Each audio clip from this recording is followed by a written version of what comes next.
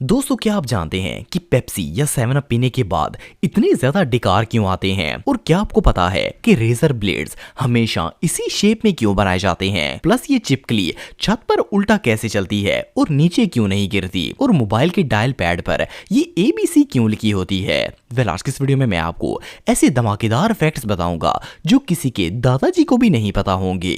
तो शुरू करते हैं अपना काउंटडाउन। दोस्तों, जब से रेजर ब्लेड्स इजाद हुए हैं तब से इनकी एक ही शेप है। हालांकि रेजर्स को इजाद हुए कई सदियां गुजर चुकी हैं, लेकिन आज तक इसे बनाने वाली एक भी कंपनी ने ना तो इसका डिजाइन चेंज किया है और ना ही स्टाइल। लेकिन क्या आपने कभी सोचा है कि ऐसा क्यों है? असल में 1901 में किंग सी चिलेट नाम के एक बिजनेसमैन ने इस दौर के मोटे, भारी और बार बार तेज करने वाले औजारों से जान छुड़वाने के लिए एक ऐसा टूल इजाद किया जो न सिर्फ बारीक और तेज धार वाला था बल्कि कीमत में भी बहुत ही सस्ता था। इसका एक और फायदा ये था कि ये इस्तेमाल में बहुत आसान था और इसे इस्तेमाल करने के बाद आसानी से फेंका जा सकता था। ये एक ऐसा डिजाइन था जिसमें बहुत ही कम मेटल यूज होता है और इसके अंदर होल्स बनाए गए जिससे ब्लेड को होल्ड करना भी आसान हो गया ताकि शेविंग के दौरान ये अपनी जगह पर कायम रहे। जिलेट का ये रेजर डिजाइन इतना परफेक्ट और चीप था कि आज तक इसमें मॉडिफिकेशन की जरूरत ही नहीं पड़ी और कोई भी कंपनी जब भी रेजर बनाती है तो इसी शेप पर बनाती है क्योंकि इसे किसी और शेप में बनाया ही नहीं जा सकता। दोस्तों, ये बात तो हम सब जानते हैं कि जब भी पेप्सी, 7 अप या कोई भी कोल्ड ड्रिंक पी जाती है तो इंसान को बहुत ज्यादा डकार आते हैं।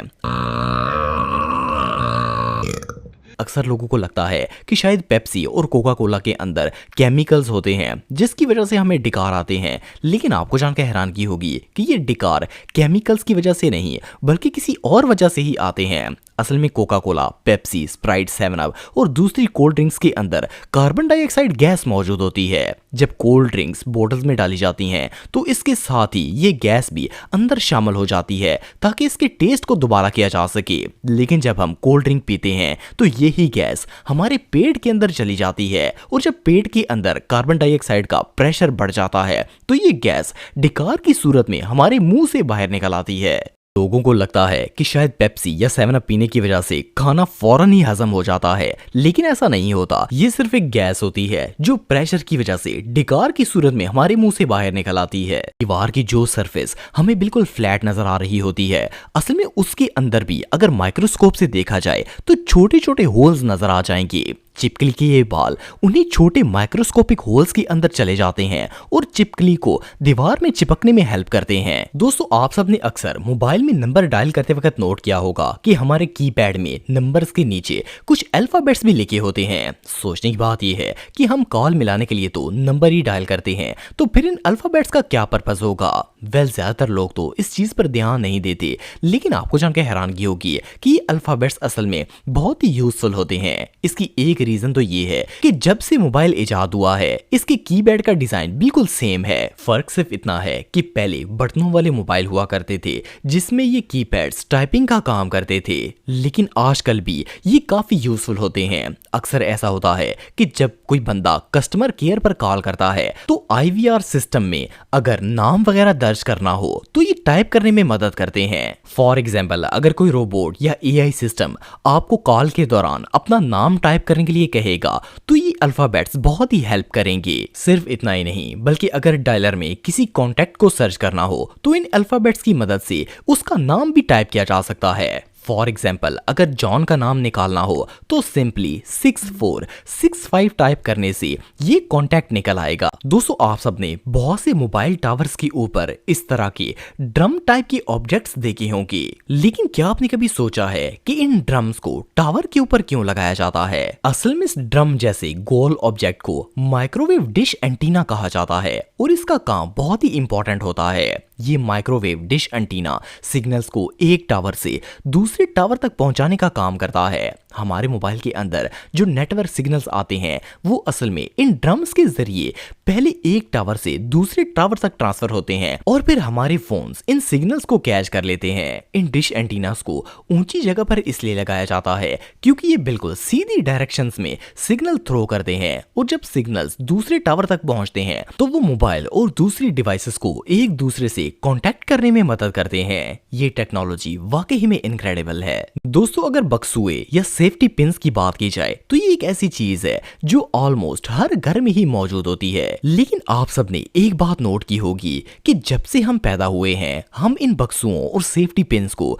एक ही शेप में देख रहे हैं। दुनिया टेक्नोलॉजी में स्पेस तक पहुंच गई है लेकिन ये सेफ्टी पिंस नहीं बदली। असल में इन्हें 1850 में वाल्टर हंट नाम के एक मैकेनिक ने इन्वेंट किया था। हालांकि इस टूल को इजाद हुए 176 साल गुजर चुके हैं लेकिन फिर भी इसके डिजाइन में 19-20 का भी फर्क नहीं आया। असल में वाल्टर हंट ने इस सिंपल सेफ्टी पिन के अंदर इतनी सिंपल लॉजिक यूज की थी कि इसे आज तक चेंज करने की जरूरत ही नहीं पड़ी। ये टूल जस्ट एक मेटल की रोल्ड पिन और एक कैप पर मुश्तमिल होता है जो कि एक परफेक्ट डिजाइन है और आज तक इस डिजाइन में इंप्रूवमेंट की जरूरत ही नहीं पड़ी और ना ही कोई ऐसा शख्स पैदा हुआ है जो इससे भी ज्यादा सिंपल डिजाइन कर पाता। दोस्तों, अगर आपको बॉक्सिंग देखने का शौक है तो आपको पता होगा कि हर बॉक्सर ने बॉक्सिंग के दौरान अपने दांतों के अंदर एक मोटा सा कवर रखा होता है जो कि दूर से देखने में प्लास्टिक का लगता है। लेकिन क्या आप जानते हैं कि ये असल में क्या चीज है? इसे माउथ गार्ड या गम शील्ड कहा जाता है और इसका काम फाइट के दौरान बॉक्सर्स के दांतों और जबड़ों को चोट लगने से बचाना होता है क्योंकि बॉक्सिंग के दौरान मोस्टली पंचेस मुंह पर लगते हैं और अगर ये माउथ गार्ड ना हो तो ना सिर्फ दांत टूटने का खतरा होता है बल्कि अक्सर जबड़ा भी डिसबैलेंस हो जाता है और इवन जबान कटने का भी खतरा होता है। ये माउथ गार्ड होता तो प्लास्टिक का है लेकिन ये प्लास्टिक बहुत ही फ्लेक्सिबल होता है और हर बॉक्सर का माउथ गार्ड इसकी दांतों की शेप के हिसाब से डिजाइन किया जाता है। जब इसे मुंह में रखा जाता है और पंच लगता है तो सारी फोर्स इसके ऊपर आ जाती है और दांत टूटने से बच जाते हैं। दोस्तों, अगर आप आईफोन यूजर हैं तो आपने एक चीज नोट की होगी कि आईफोन मोबाइल के किनारों पर इस तरह की लाइंस बनी होती हैं। फर्स्ट ग्लांस में देखकर तो ऐसा लगता है जैसे ये कोई डिजाइन है लेकिन ये सिर्फ डिजाइन नहीं बल्कि इसका बहुत ही इंपॉर्टेंट पर्पस है। असल में आईफोन की एंटीना लाइंस होती हैं। आईफोन एक ऐसा फोन है जिसकी बॉडी इंतहाई स्ट्रॉन्ग मेटल की बनी होती है और ये मेटल मोबाइल के अंदर जाने वाली रेडियो सिग्नल्स को ब्लॉक करता है। अब चाहे मोबाइल कितना ही महंगा और ब्रांडेड क्यों ना हो, इसके अंदर सिग्नल्स तो होने ही चाहिए वरना तो इसमें ना तो नेटवर्क आएगा और ना ही वाईफाई या जीपीएस चलेगा। सो एप्पल ने अपने हर फोन के अंदर छोटी छोटी नॉन मेटल लाइंस बनाई हुई हैं जिन्हें एंटीना लाइंस कहा जाता है। मोबाइल के अंदर नेटवर्क, वाईफाई और नेटवर्क वेव्स इन्हीं लाइंस के जरिए अंदर इंटर होती हैं और आईफोन नेटवर्क के जरिए ऑपरेट किया जा सकता है। अगर ये लाइंस ना हो तो आईफोन सिर्फ एक डब्बा होगा और उसके अंदर कुछ भी नहीं चल पाएगा।